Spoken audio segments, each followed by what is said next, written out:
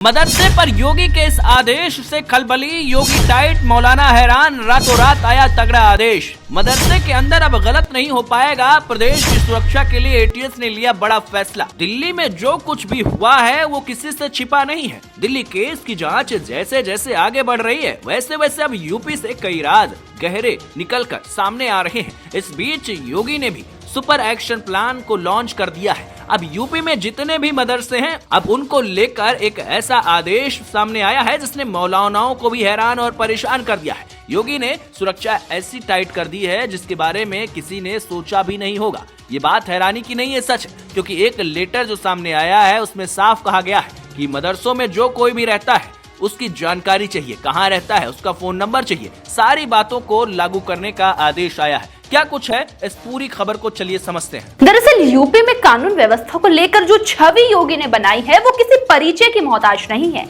लेकिन अब जो आदेश प्रयागराज से निकलकर पूरे प्रदेश की राजनीति में भूचाल ला रहा है वो बताता है कि सरकार सुरक्षा को लेकर कितनी टाइट मोड में है। खबरों की माने तो उत्तर प्रदेश एटीएस ने प्रयागराज जिलाधिकारी कार्यालय को आदेश दिया कि जिले में संचालित हर एक मदरसे की पूरी जानकारी तुरंत उपलब्ध कराई जाए।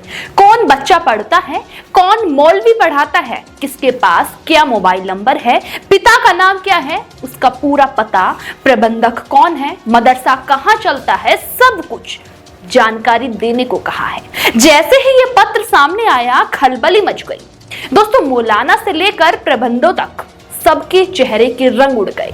बताया जाता है कि एटीएस ने 15 नवंबर को अति आवश्यक श्रेणी का पत्र भेजा जिसमें जिला अल्पसंख्यक कल्याण अधिकारी को साफ शब्दों में लिखा, मदरसे में पढ़ने वाले बच्चों, मौलवियों और प्रबंधकों की पूरी डिटेल तुरंत दें। ये सूचना सुरक्षा कारणों से बेहद महत्वपूर्ण है और सिर्फ इतना ही नहीं, एटीएस ने ये भी बताया है कि ये जानकारी सीधे लखनऊ मुख्यालय की मांग पर जुटाई जा रही है।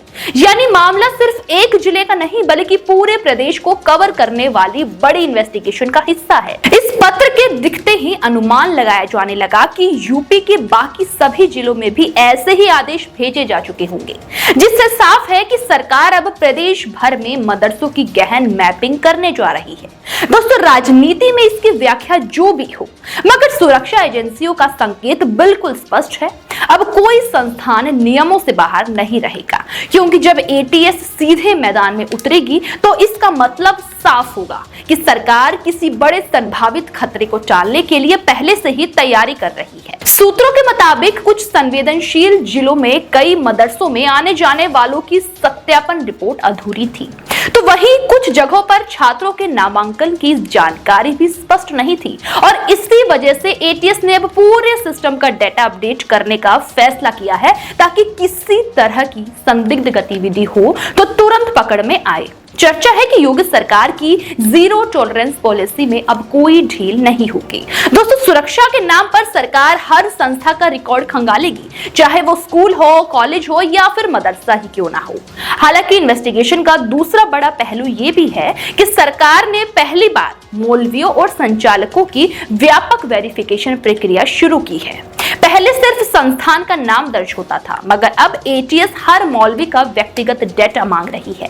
वो कहां से आया, कितने समय से पढ़ा रहा है, उसका मोबाइल नंबर क्या है, पहचान क्या है।